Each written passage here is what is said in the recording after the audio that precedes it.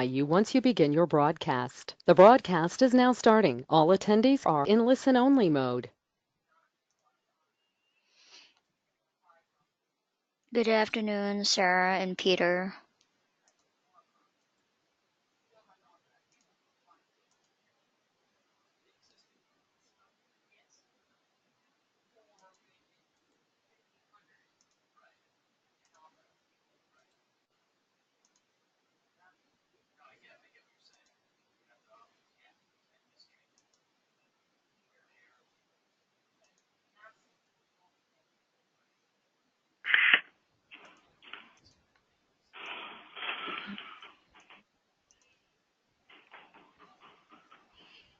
Good afternoon. Hello, this is Peter. Hi, Peter. Sarah, can you hear us?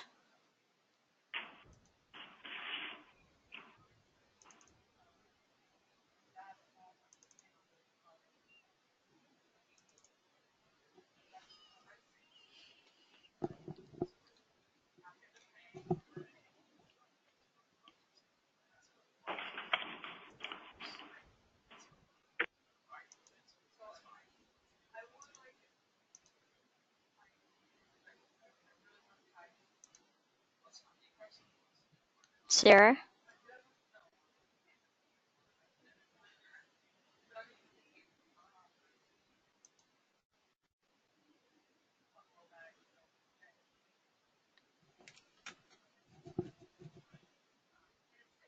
Hello.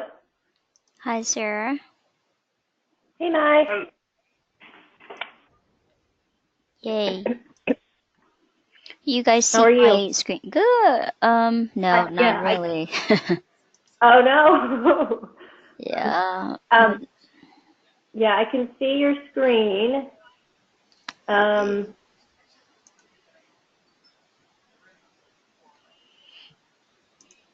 Did you see? Did you see my welcome? Well, it's right now. It's showing GoToWebinar settings recording. Yeah, this is my screen. I'm sharing it. So let me close it and open this.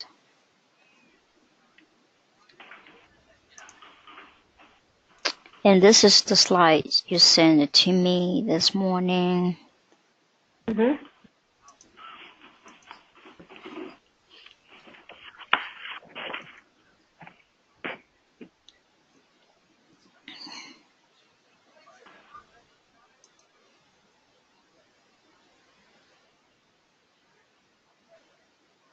That we've been doing as conversations with colleagues for the Transportation Research Board Bicycle and Pedestrian Data Subcommittee. These are conversations that we try to hold every fourth Tuesday, every other month, the fourth Tuesday of that month. And it's focused around bicycle and pedestrian traffic monitoring and challenges that people may have and solutions or strategies that other people may have tried. So today's session is specifically talking about what's next for state-level non-motorized counting programs. We have quite a series of presenters lined up to speak today a little bit about their experiences. Blythe Carter, Peter Ohms, Jordan Whistler, Ed Potter, and Ken Brubaker, and I'm going to let them introduce themselves in a little bit more detail in just a minute.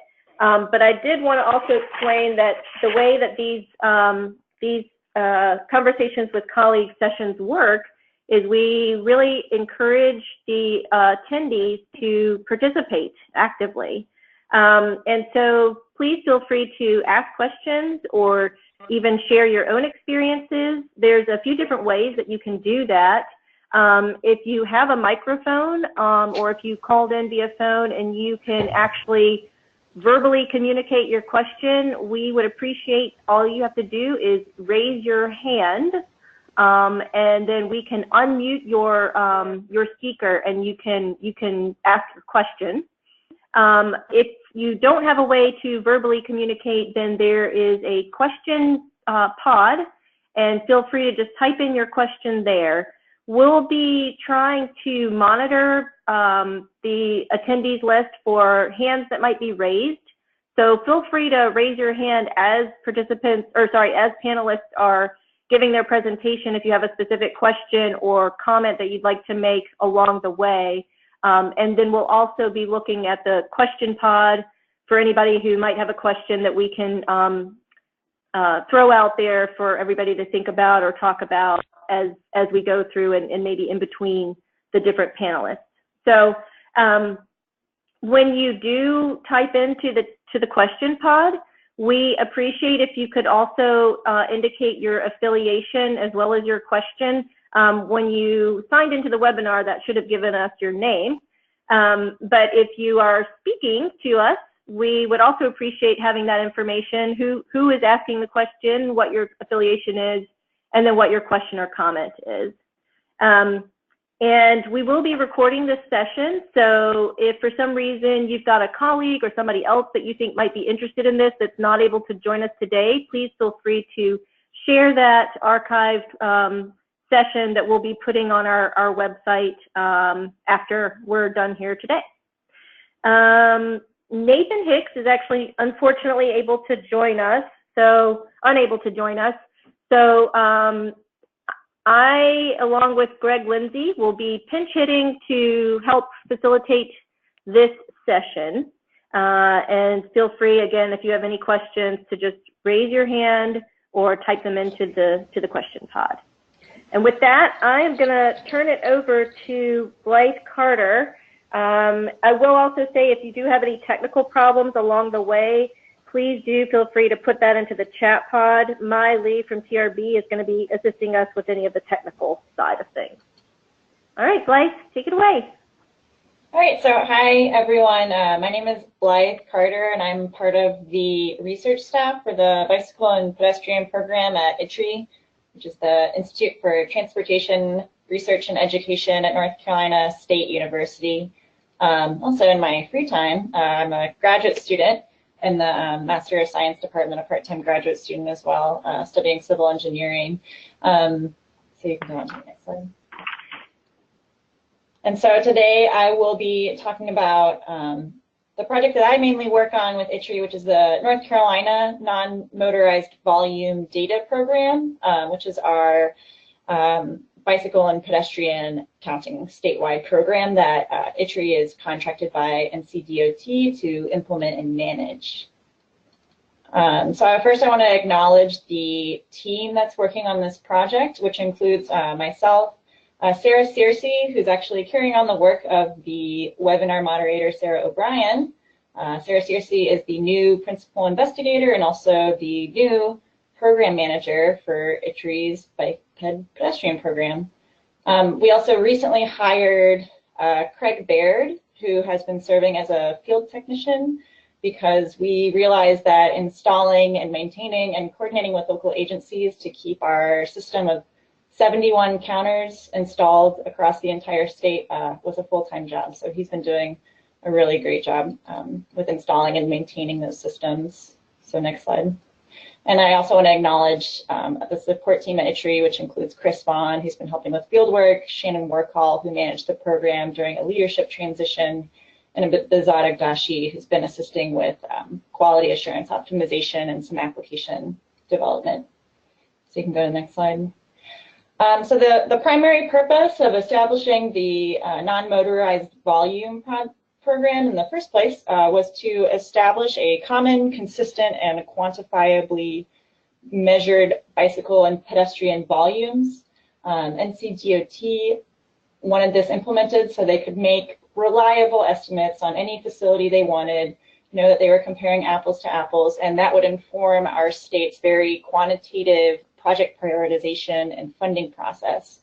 So there was data before, kind of scattered throughout cities. Some people would collect manual counts, some people had these continuous counters installed, but we wanted a statewide programmatic approach to installing these counters and collecting this information, so that we knew that what we were comparing across the state and across agencies would be the same. So ITRI was installed with tasked with installing and maintaining the counting systems, but also creating a protocol for the program and for analyzing the data and for how to use it. So this program, it's two components. It has a continuous count station component, which is the phase that we are currently about a little over halfway through installing these continuous stations across the state.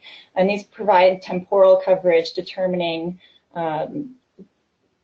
patterns that occur over hours of the day, volume patterns over days of the week, and even seasonal volume patterns. And all of these temporal patterns establish factor groups. So these continuous count stations that are installed across the state are really to inform factor groups. And the way those factor groups are applied is through these short duration counts where, if you have this established factor group, you can take a much shorter count that doesn't take as much time with less expensive and more mobile equipment anywhere. And then you can extrapolate a relatively good estimate for annualized statistics. So very comparable to the motorized volume data programs that are established across the country, with the goal being creating reliable annualized average daily traffic statistics, which we are calling the AADP for pedestrians and AADB for bicycles. So you can go to the next slide. So our proposed factor groups that these continuous counters are establishing, these were created at the beginning of the program. So we have kind of a matrix of urban, rural, and university kind of land use over commute, recreation, and mixed patterns. And I'll go over 2 examples of those. But these, the commute patterns are characterized by these very distinct AM and PM peaks, whereas recreation patterns, much more activity occurs on the weekends versus the weekdays, not as much of a peaking pattern. And then mixed has both of those kind of obvious daily patterns where there might be some of the peaking indicating people using the facility for commuting, and there also would be some more volumes that are indicative of people using the facility for recreation, like those higher volumes on the weekends. So you can go to the next slide. Oh, can you hit the space bar again just to see if? Great. So on the left side, this is one of our really good examples of a continuous count station showing a very obvious daily commute pattern. You can see there's a really high peak in the morning. This is a bike path that goes to University of North Carolina at Chapel Hill and then also connects to Carborough, which are 2 really bikeable areas. So 100 bicyclists every morning on average use this facility, and then over 100 bicyclists right at 5 it ramps up to those people going home from their university work or class. And then on the weekends, people don't use it as much for recreation as they do for commute, so it's in our commute factor group. And then on the right is the American Tobacco Trail, which is a really recreational trail, and you kind of see some of that peak in the afternoon, but since there isn't the same type of morning peak, it's likely used by people who are going to work out after their day jobs, and then a lot of use on the weekends. And these are pedestrians, so these are likely a lot of walkers and runners. So if you can go to the next slide. So along with those daily patterns, we're also looking for seasonal patterns. On the left is that same American Tobacco Trail, recreational urban area, which has some higher volumes, but you can see that the volumes are a little higher when the weather's nicer, and we're in North Carolina, so our nice months are really in the spring, mid-spring, early spring, and fall, so the volumes are higher. And then on the right, you'll see one of our university sites where the seasonal volumes are really impacted by the university schedules. So much less people using these facilities in the summer and winter, and you can even see some dips for whichever break the school goes on. So you can go to the next slide. Blythe actually had a question real quick. So I see there's a gap on the American Tobacco Trail between June and July. Do you want to explain? Yeah. There's no data or bad data? Yeah. Or what? Yeah. So our data goes through a quality assurance process, and so I can't attest to the exact issue that was going on with this counter on the top of my head. If there's any anything that goes on with the counter, which leads to us believing the data is invalid, we will scrub that data from the data set. So that data was invalid data that was scrubbed. It could be because the battery died earlier than we expected, so it wasn't collecting counts. It could be that there was debris in the sensor, which happens from maybe a bug built its nest there, or somebody put some trash in the sensor area, and we have to kind of identify that in the data through like errant data that comes in through our data transmission and then triggers some kind of maintenance process. But that gets scrubbed from our data set, and we choose not to publish that since we can't be sure if it's valid or not. Does that answer your question? So this whole program has a lot of moving parts, and it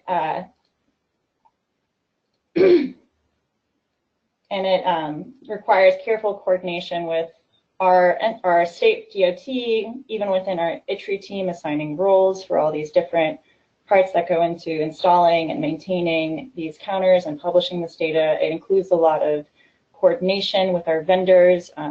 We use EcoCounter as our vendor for these continuous count stations, and that it's continuous count equipment. And it also involves a lot of coordination with our local agencies. This program actually follows a cost share model where NCDOT and ITRI are responsible for maintaining the equipment for the first 2 years, getting it up and running, and then also processing all the data, whereas the local agency is financially responsible for installing the equipment and then maintaining it after that first 2-year period. NCDOT is also responsible for acquiring the continuous count equipment.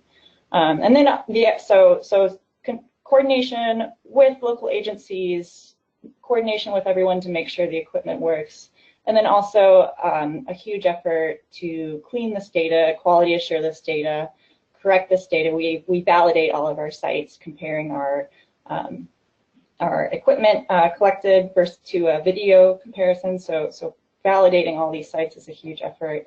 And then also finally reporting this. So all of our screen line counts are publicly available data sets on ITRI's website. And also along with reporting the upcoming TMG, TMAS, figuring out how to most efficiently take the data from how we receive it and then reconfiguring it in a way that is publishable through TMG, TMAS. And like I said, we go through a huge quality assurance process, and all I really wanted to say is I don't want to go too far into detail about this, but we have proposed checks that we perform on our data, but we have been kind of rethinking how we do these checks and kind of coming up with some parameters for how to make these checks work even better and more efficiently. And you can go to the next slide.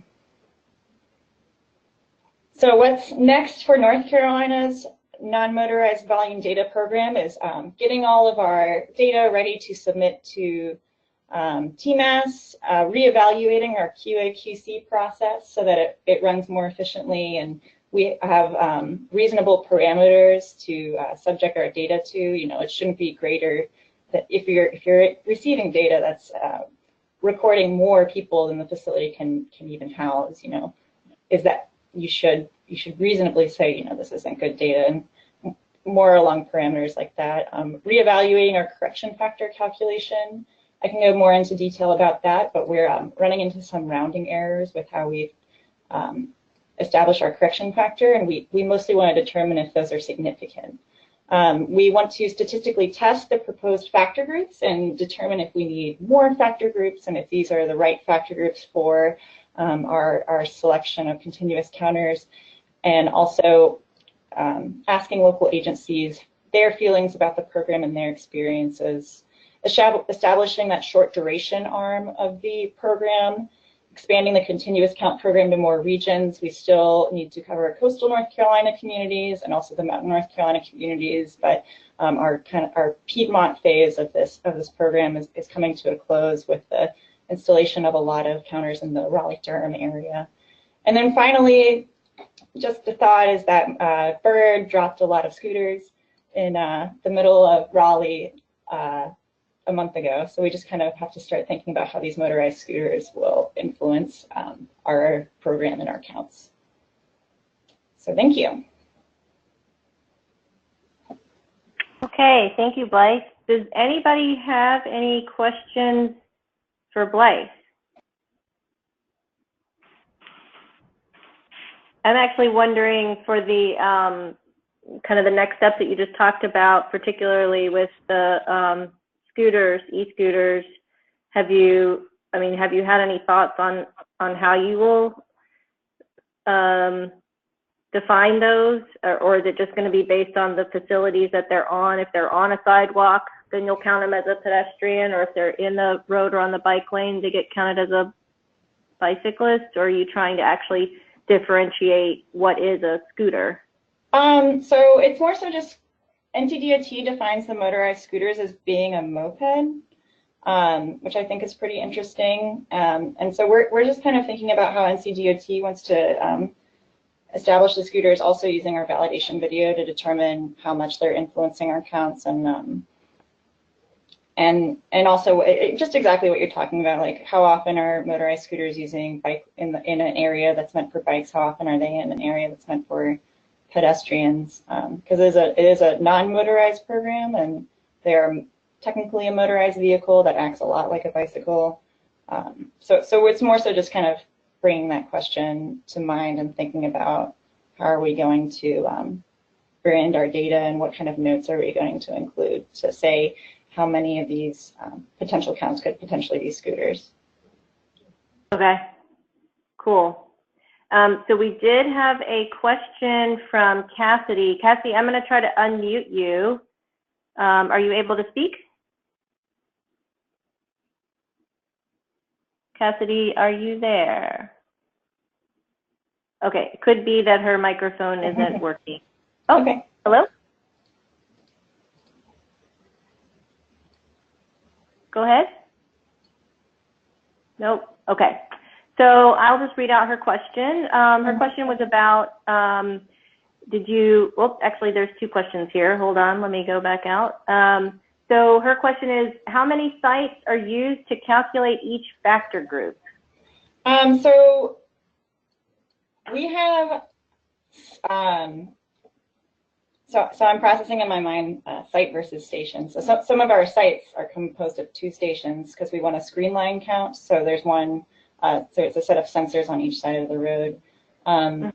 We're trying to determine the recommended amount of amount of sites per factor group is about 3 to 5, and that's actually another question that we are trying to determine. You know, do we need more stations per factor group, or how many stations is the right amount of stations? But I've heard kind of a rule of thumb for about, up to 6 even stations per or sites per factor group.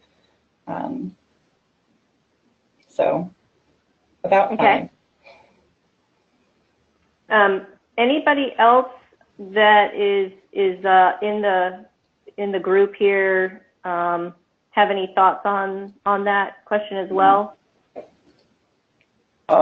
This is Greg and Lindsay, and Kristen Nordback and Sarisha Koturi are lead authors of a paper that addresses that they've just submitted at TRB. So reaching out to Krista, I think, might be informative. They've analyzed a number of sites, and their recommendations are in line with what North Carolina suggested, a little lower in one sense. But that's something they've worked on with FHWA project for a while. Okay, great. Thank you. We'll be looking forward to seeing the results of that study. So Sean, I just unmuted you. Sean Turner, are you able to ask your question? Hi there. Yeah, I was just curious. Are you getting any of the scooter waypoint data from when people are making trips on those? No. Are you talking about provided by the vendor? Yeah. Once you start a trip, they're collecting data from the smartphone that the person's using it. So that's been the quick answer is no. We do not have that data. we've been talking a lot to the municipalities in the area about what the data that they're receiving from bike share and scooter share looks like. There are some of those companies that are willing to share their data, and there are some cities that have data agreements as part of their ordinances. But sometimes the data that they receive from those companies, isn't exactly usable from our perspective. So I'm not exactly sure what Bird scooter. I'm thinking of Bird, but I'm not exactly sure what the scooter company's waypoint data looks like. But we don't have it. Some cities might have it if they have data sharing agreements as part of their ordinance. But at the same time, it might not even be useful for research or implement application purposes.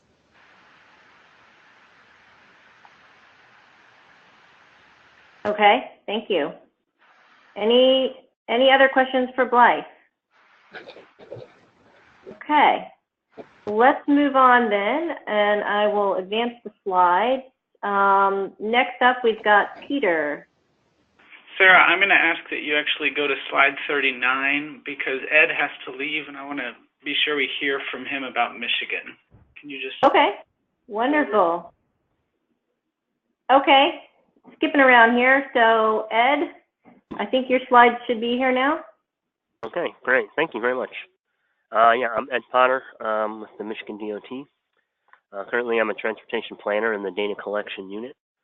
My primary function here is to oversee MDOT's RAMP program for federal reporting.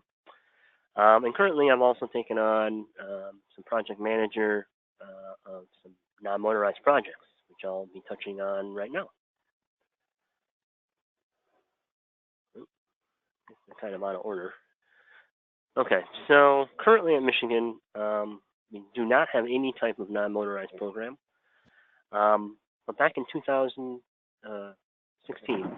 MDOT kind of was looking to transition our data management systems from our legacy systems into something a little bit more innovative, cutting edge. And so we have purchased a suite of modules from a company called MS2 to store and manage a bulk of our traffic data alongside our turning movement data, HPMS data, and our non-motorized data.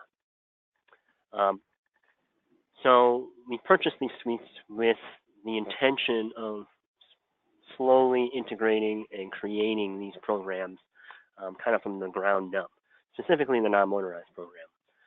So, moving forward in 2017, we initiated a project, myself and Josh DeBrun, who is our bicycle and pedestrian coordinator at MDOT. And we proposed a project to really kind of evaluate Michigan's current practices in terms of traffic data collection and how that would kind of fit in and complement a non-motorized program. So currently this project is called, the Non-Motorized Traffic Data Collection and Monitoring Program. And it's a project that we have partnered with Tool Design Group alongside with Krista Nordbeck out of UNC's Highway Safety Research Center. And really, this project was really designed to kind of identify some key, identify and kind of fulfill some primary goals that Michigan has for this program. Mainly, create a centralized resource within the state of Michigan to house non-motorized data, not only for MDOT, of course, but for other local, regional, and metropolitan planning organizations. Implement PTR locations, I should say, not actual PTRs yet. Implement their locations and develop their factor groups, really kind of deciding the best locations due to the size of Michigan and the variety of terrain that Michigan offers. And also creating a statewide data collection schedule and effective data management practices. Of course, adhering to the PMG guidelines alongside identifying standard metrics and analyses approaches. And something that is fairly new that Michigan as a whole, not only in non-motorized, but also in traffic and modeling, we're looking at possibly supplemental data sets, such as Strava, Streetlight, anything kind of location-based or GPS-based. We have considered integrating with our current data set to kind of make them more robust and really kind of fill in the gaps. So moving forward, this project, we're currently working through it now, through 18. We should be wrapping up here in the next few months. We're kind of in the final phases of this project. And Tool and Krista have really been instrumental in kind of evaluating not only where the state of Michigan is currently at with our practices, but also with our new management system, MS2's management system. Because this is not only new to us, it's new to them, there's a lot of bugs to work out. I know many local agencies throughout Michigan are utilizing this system. So we're hoping that this will kind of make this transition much easier for these local agencies and regional and metropolitan organizations to kind of streamline all of our data into one main unit or one main system. That is a fairly big goal of ours, is to make this freely available to anyone that wants it, while offering more analytical and more detailed reports and methods. So moving forward in 2019, next year, we will be we will be testing a data collection effort. It's a multimodal collection effort that we'll be exclusively using MileVisions for. We're kind of modeling this project after SEMCOG, which is the Southeastern Michigan Council of Governments. They are pretty innovative in what they're doing with the non-motorized data collection. And we felt that to kind of fall in line with them and to really work together, we try to mimic what they're doing. And due to our constraints, technology-wise and budget-wise, we felt MileVision was the best method to do this. And we say multimodal purely for logistical, political reasons. We felt it would be much easier to digest for some of the decision makers if we added in the option to supplement some of our other federal requirements. But that does not mean it's only going to be multimodal. We do have plans to collect pathways and trailways exclusive for non-motorized traffic. So that is something that we're working on. We're hoping it'll be a baseline data set to populate this new management system that we're hopefully going to be up and running sometime this year. And, that's kind of where Michigan's at right now. I know that's very high level and very kind of general. But again, it's something that we're just getting into. I know all of us are pretty excited about it because it is something that's gaining steam, if you will. And I think it'll be a really useful resource. And it's something that I think integrating the local agencies and other agencies throughout the state of Michigan, we haven't really seen too much of that nationwide, I don't think. So it's going to be a huge undertaking, but I think it'll be all worth it in the end. So that's all I got. Great, thank you, Ed, for contributing. We really appreciate it. I understand that you are short on time. Do you have the possibility to answer one question before you go? Sure. Yeah. Sure. Okay, so Cindy wrote in, are your MyoVision cameras mobile? How long is the duration of your count? That is something, okay, so I guess the first part, yes, they are mobile. MDOT owns MDOT purchased about 34 I'm guessing, 34 mile visions for our field staff. So it will be a state of Michigan effort, and they are mobile. We mount them on, secure poles or signs. It pretty much has to be a secure location, such as that. And now we're unsure about the duration at this point in time. There's been talks about maybe doing a partial count, so something along the lines of 24 hours.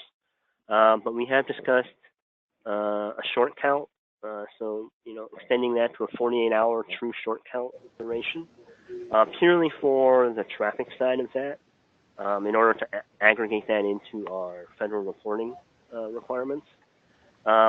It'll really come down to the final numbers of and the logistics of it all. But that's kind of our plan. I think we would ideally want a 48-hour count. We just don't know if that's going to be possible yet. Okay. Great. Thank you very much.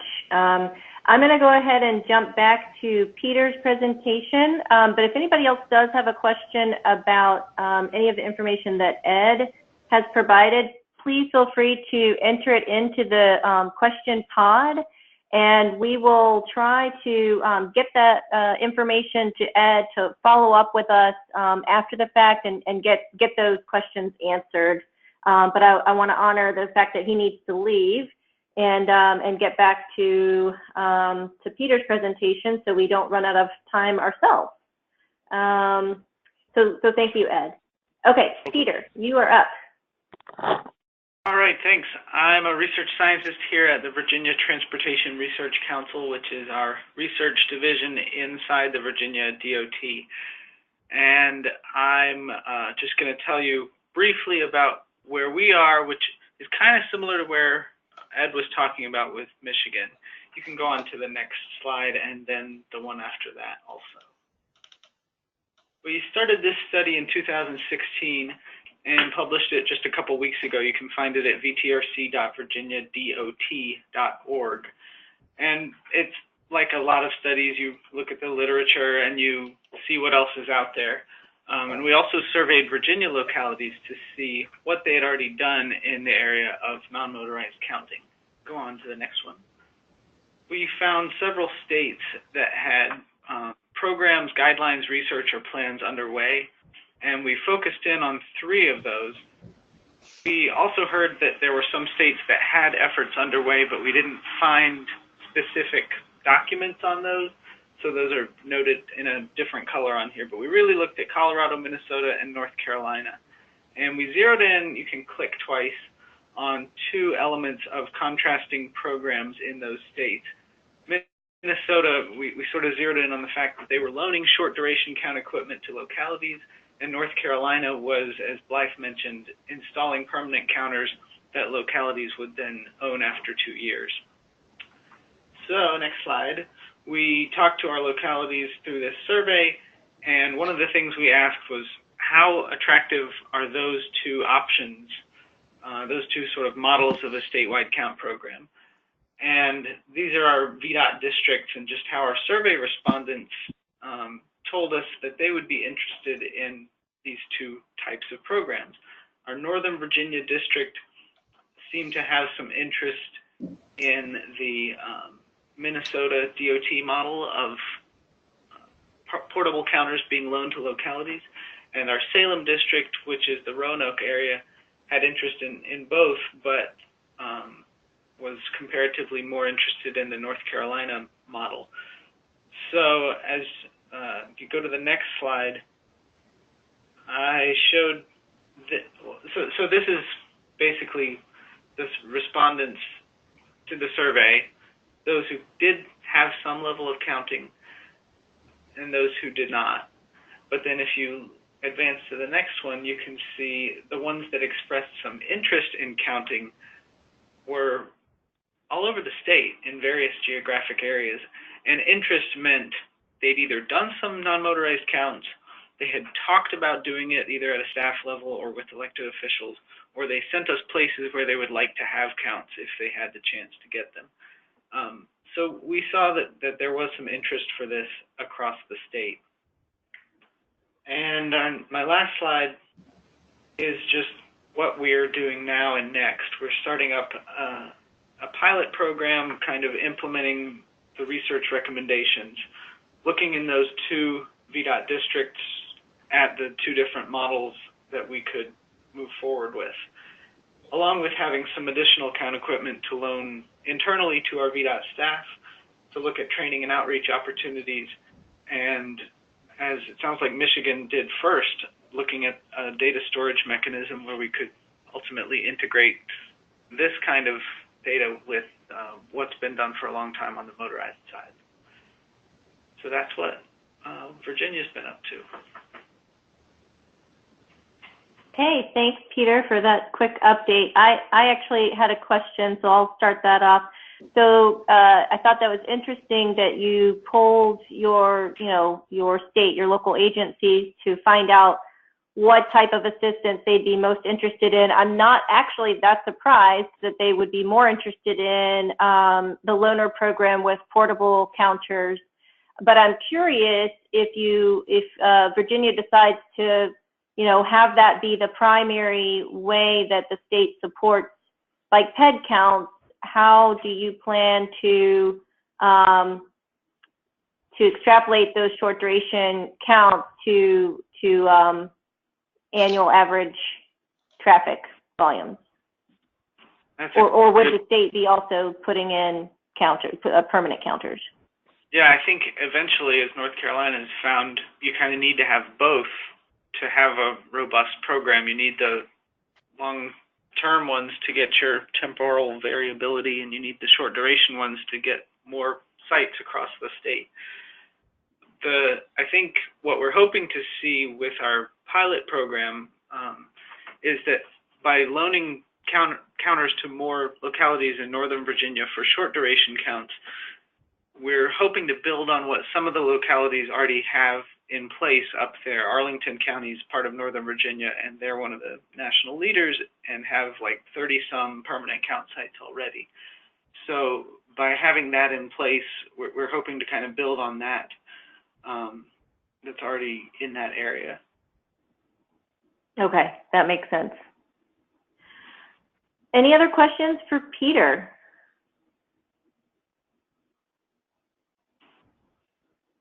Okay, well, we'll move on to Jordan as our next presenter to talk a little bit about Ohio DOT. In the meantime, if you do have any other questions about Peter's presentation or Jordan or anything else, feel free to type them into the question pod or raise your hand, and we'll try to get your question put forward to the group. Shara, this is I think we have a question from Rick. And we do. I was gonna, I did see that question, Greg Griffin. I was holding that one to the end because it looks like that may be something that would be useful to talk about in our kind of group discussion at the end. Sorry. But thank you for pointing that out. Yes, thanks. Okay, can you guys hear me? Mm-hmm. Great. So this is, again, Jordan Wisser with the Ohio Department of Transportation, where I serve as Local Safety and Active Transportation Manager, among a number of things, but really focused on, safety and data and infrastructure related initiatives to PED bikes. You can go to the next slide. So, really just, next slide's fine. Just wanted to, I think, take the next couple minutes to provide a quick overview of some of our current non-motorized data-related initiatives within Ohio and really highlight a couple of ongoing initiatives and pilots that we're engaged in. I will say that I think Michigan is absolutely a model in regards to how it is we're looking at some of this, and we're pretty much, I think, headed down a very, very similar path, it sounds like, to just provide some context. But you can go down to the next slide. So just in general, understand that we are working across a number of different areas at the DOT currently as it relates to non-motorized data sets and making those available to practitioners in the state at a number of different levels. Those are really sort of grouped, I think, within three buckets, as I like to say, really getting a better handle on the quantity of non-motorized facilities we have in a state, getting a better understanding of the level of service that those facilities provide users, and then most relevant to today's conversation, I think really developing an understanding of the amount or activity or usage that those facilities, among others, see as well. So I'm really just going to take, again, and provide a quick snapshot of several of our current volume-related initiatives and really talk about how we're working from the DOT level to help develop an understanding of activity along our system. So you can go to the next slide. Similar to Michigan, we have engaged sort of in this higher level project to really understand where we're at and where it is we might go to. Again, like Michigan, we've engaged Tool Design Group in this work, and this project is really helping us, again, at a high level, think through sort of the systematic expansion of our traffic data, volume data collection and analysis activities as an agency, to better cover pedestrian and bicycles and integrate that into our way of doing business. So the three real primary deliverables with this is really understanding a baseline, consolidating existing and historical data within the state, and then helping sort of outline a technical structure on how we can move forward as an agency and integrate any sort of non-motorized count effort into sort of our standard practice of what we do. So you can go to the next slide. This is just some simple snapshots or some of that baseline, but really in regards to current practice, know that we are incredibly fortunate here to have some very active non-motorized data collection efforts that currently exist across the state. Many of these efforts are being coordinated by local governments and regional planning organizations currently, and really are made up of a mix of both automated and manual count and data collection activities. And really, from the DOT's perspective, we really view our immediate role in some of this work as just helping corral some of the chaos that's out there on the streets currently, providing some technical assistance, helping define some data standards, and developing more implementation case studies and pilots. And you can go on to the next slide. So, in that same vein of sort of corralling some of this work that's already been done, one of the major deliverables of the work and the tool project that we have going on is the creation of a consolidated data file of historic counts that we've been able to get our hands on from the across the state. We did some pretty extensive outreach to local and regional agencies and other state agencies in order to get our hands on data. We are currently in the process of working through all of that data and reformatting it where possible into a standard schema, which is reflective of the 2016 TMG format. And this really builds on a lot of the work that was done at the regional planning organization with Central Ohio MORPC that already had all of their count data sort of formatted in TMG format, and a really standardized database that we've been able to build off of. And you go to the next slide. So I guess, sort of touching on that, we'll be taking, all of that consolidated data and putting it into that MS2 platform, the same one that Michigan, is working on and working through. But I think that does a good job of sort of getting our heads around where it is we've had activity in counts across the state, and really sort of figuring out where some of our deficiencies in coverage have been. And we were able to recognize pretty early on that we were really quite data rich with counts coming off of trails, that we have a number of wonderful organizations really engaged in the work of collecting non-motorized volumes along trails, and some really great examples of what a sustained trail count program looks like. Again, based on permanent count stations, short duration counts, using the permanent count stations to extrapolate out, getting estimates of trail usage or average annual daily trail usage or average annual daily bike and ped usage, and getting sort of segment level and system level metrics. But moving forward, I think that we really view our main challenge as starting to focus more and more on the on-street system. And the approach that we've taken so far to date has been to strategically provide resources to select agencies within the state to develop and pilot sort of various methods for on-street data collection. And I think the most promising effort that I really want to highlight today, and an effort that I think will drastically inform our approach and our work as a DOT on this front, is coming out of Cleveland through their MPO. And again, it sounds like Michigan went through sort of a similar process where they had an MPO sort of leading the charge on some of this and sort of testing this and giving some really good context to the state moving forward. But ODOT, we provided some grant funding to kick off and develop a seed program within NOACA, which is the Cleveland area MPO, and really with the notion that they'd be reporting back that we'd be heavily engaged in programmatic development and getting the data from them. So in a nutshell, what this has really resulted in is we're about to see 11 permanent count stations installed over the next month permanently at intersections within the Cleveland metro area. These stations are not just collecting bicyclists and pedestrians, but there will be discrete counts for pedestrians and bicyclists, but it's really collecting all modes. And I think that this is a critical notion for us as a state as we view, again, our role really as a DOT and non-motorized data collection is sort of an integrated sensors approach where we are not just collecting ped bike data, especially in the on-street system, that we're really looking for opportunities to integrate sensors and collect a lot of different information in order to get more buy-in and sustain this program with resources outside of sort of ped bike specific count efforts. And you can go to the next slide. I really also just want to highlight a couple other things. We recently kicking off a pilot with Streetlight to sort of fuse data together. So we recognize, as pointed out earlier, that there are other data sets out there that aren't just traditional count, programs, that aren't just sort of in-ground sensors.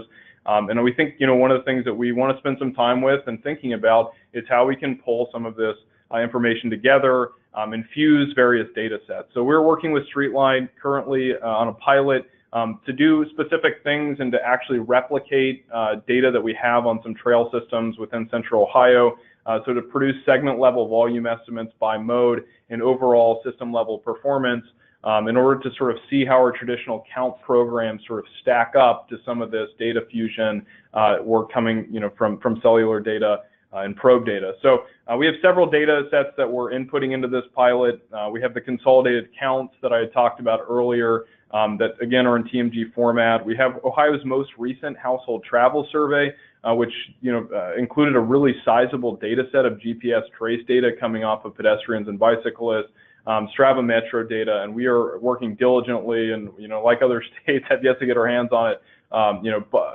Data and waypoint data coming off of dockless bike share systems and scooter share systems, among others. So, well, at the end of the day, we really think this is a big step forward for us as an agency in providing volume estimates on all roads within the state. We really think this and view this as an opportunity for us to better understand the linkage between in-ground hardware and probe-based data, really understanding and allowing us to go through the thought exercise of understanding what sort of in-ground sensors we need to complement some of these less invasive and less intrusive data collection processes. So you can go to the next slide.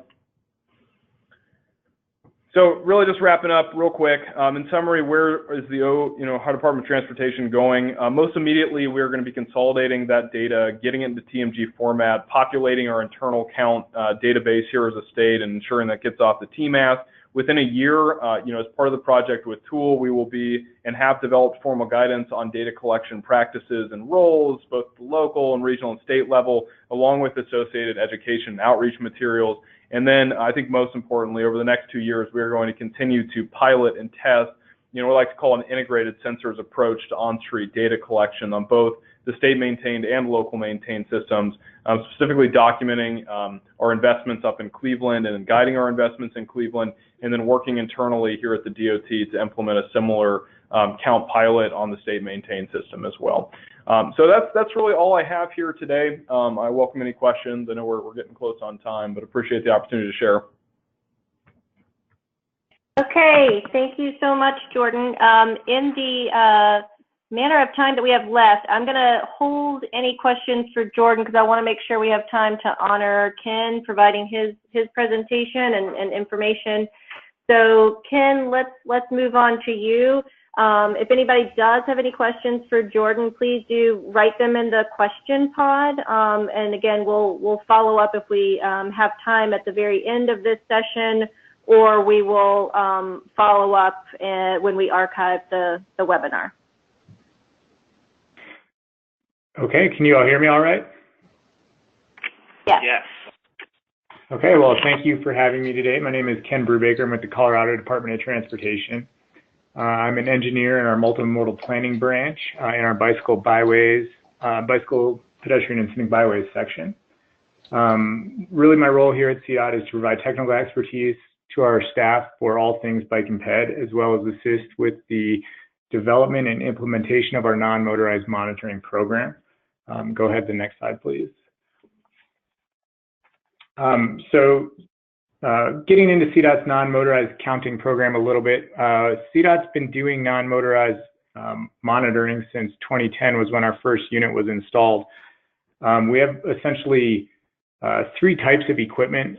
We have inductive loop counters, we have passive infrared counters, and we have pneumatic tube counters. So those are displayed here on this slide, and you can kind of see from left to right the inductive loops in a roadway, a pyro box style counter on a light post, and then a tube counter laid across the trail. That's the basic equipment we use to structure our program. Yeah, you can go ahead to the next slide. Like I said, we did our first non-motorized counter in 2010 down in Durango, which is in the southwest corner of Colorado there. Since then, we've spread across the state, and I think our intention originally was to, like others have mentioned, to model our non-motorized monitoring program after our traffic monitoring program. So essentially that would mean conducting continuous counts at various sites, developing factor groups, and then using those factor groups to annualize short duration counts, which are easier and shorter to conduct. So that's kind of how our program was originally set up. Currently, we have about 20 sites spread across the state from a continuous counter perspective. And in the past, we've done about 60 to 100 short duration counts at various locations per year. But I'm going to come back to that in a second. Can you go ahead to the next slide? So we've been doing this program for a while, and it had kind of stagnated. So in 2016, we underwent kind of a review of the program and developed a strategic plan for the non-motorized traffic monitoring program. And it was actually a tool design group that helped us do that. I've heard their name mentioned several times here today. But essentially what the goal of that plan was, it was to review our existing program, identify what our actual data needs were and for who, to develop some goals for the program, and then kind of implement or create an implementation plan. So go ahead to the next slide. So the kind of the goals that, that really came to the top when we went through that planning process was, creating a more strategic and consistent approach to data collection. And what I mean by that was originally, we had tried a couple of the models that have been mentioned here previously. One where CDOT would purchase equipment and essentially contact local agencies and have them pay for installation, and then CDOT would do data management, and local agencies were supposed to be responsible for the maintenance.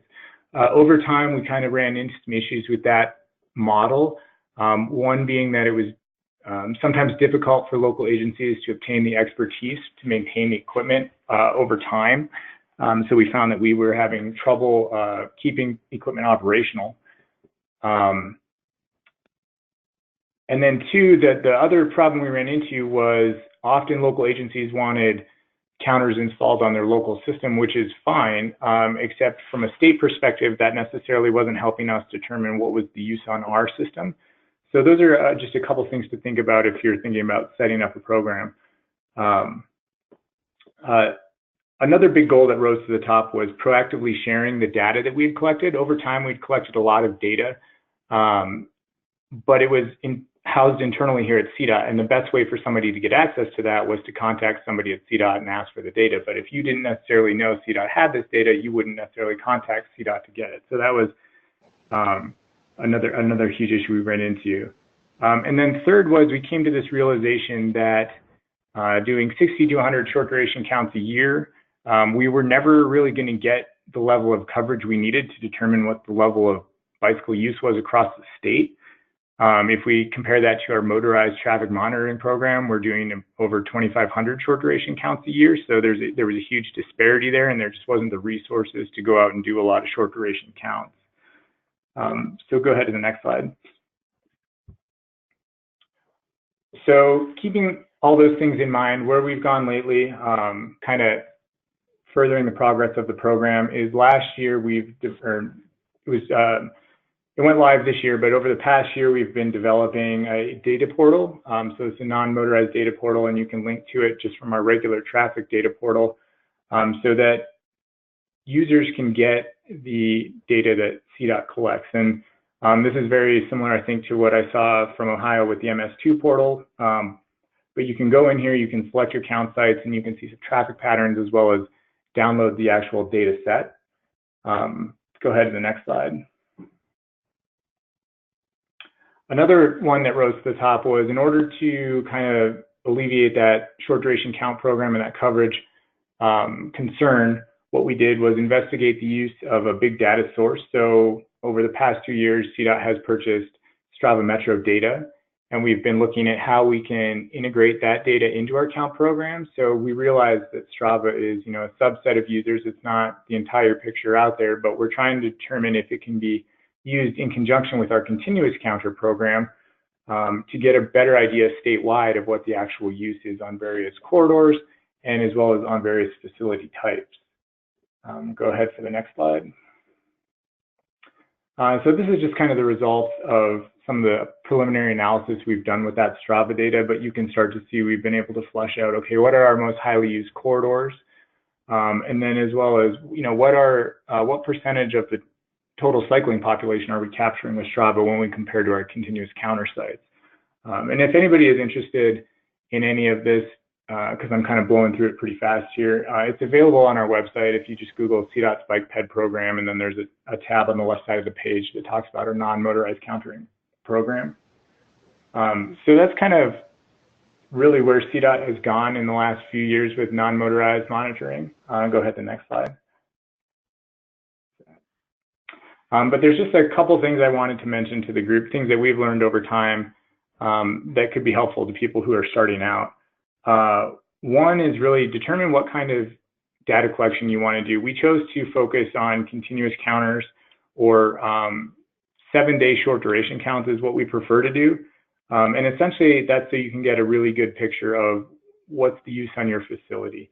If you do a 2-hour short duration count or a 2-hour count, you're really just getting a snapshot in time, and it's not super helpful to know, I don't think, what patterns you'll actually see on that facility. So we've modeled our continuous counter collection after our regular traffic data, ATRs, where we're going to monitor 24/7, 365, and that's so we can establish factor groups, so we can either extrapolate short duration counts or extrapolate from a big data source. Go ahead to the next slide. And then the last thing I'd just like to point out is making sure you have some kind of quality control process in place if you do institute a counter program. Here we've just got a couple examples. The graph on, or the data on the left is data from a counter site that's working pretty well.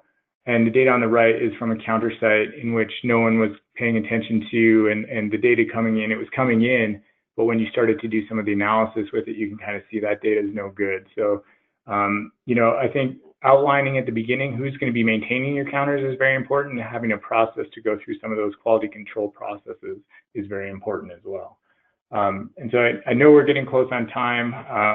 I think that's, in a nutshell, what CDOT has been working on in regards to non-motorized traffic monitoring. And if anybody has any questions, definitely we'll do my best. Thank you very much, Ken. You gave a lot of, I think, really poignant tips and words of caution, I guess, for folks who may be starting out doing this themselves. Sean Turner, you had a question, but it looks like you may be self-muted. Are you able to ask your question?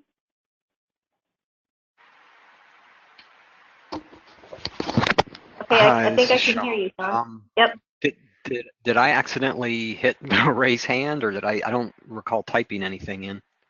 Well, I have a question from you about, was data access portal created in-house? No, that's somebody else. Sorry. Oh, maybe we have two Sean Turners on the line.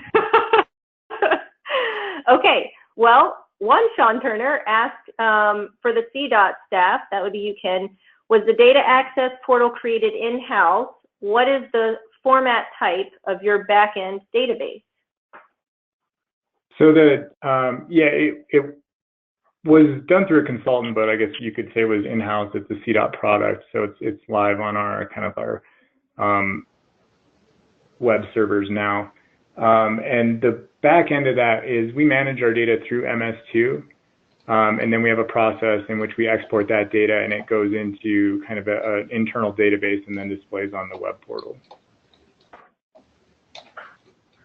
Okay, thank you very much.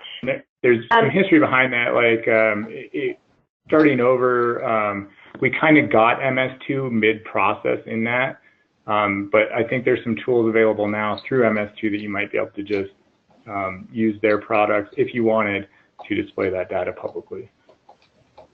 Okay. Good to know. Does anybody else have any other questions for Ken?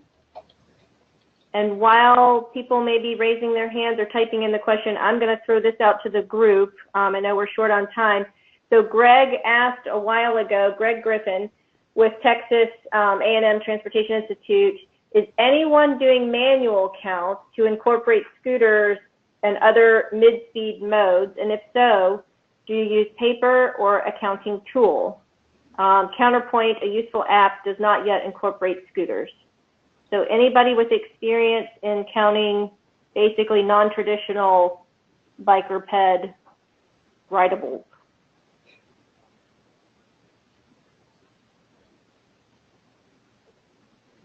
Yes, I had the same question for North Carolina because they kind of brought up the scooter conversation, and I was curious if their existing counting equipment was detecting the scooters and if they've done any validation to see how well it's detecting scooters.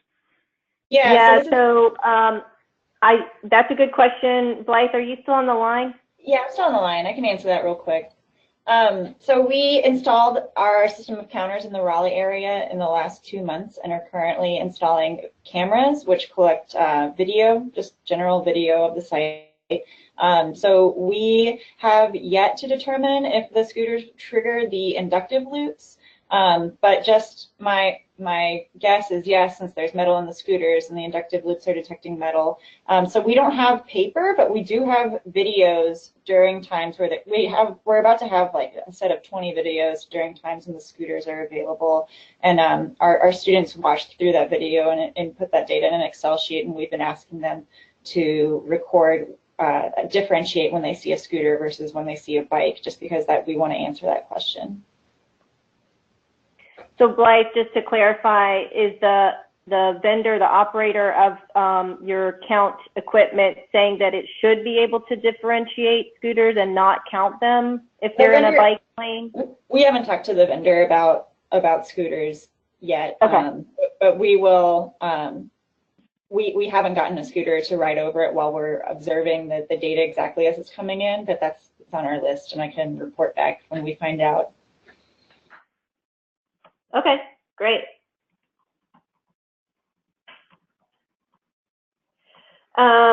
Okay, so given that we are out of time, I'm just going to thank all the presenters so much for providing their information and experiences with trying to develop a statewide program in their respective states. Thank you also to Mai for setting up the webinar and for helping with some of our technical aspects.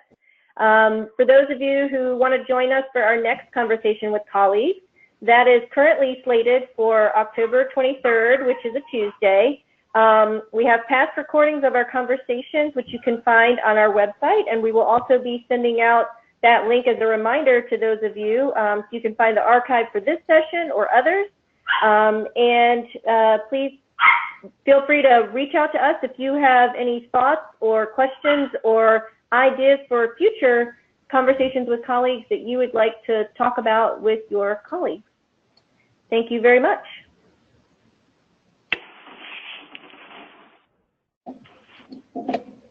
Sarah, nice job. Thanks, everybody. Thanks, Sarah, everyone. Bye-bye. Thank you. Thanks.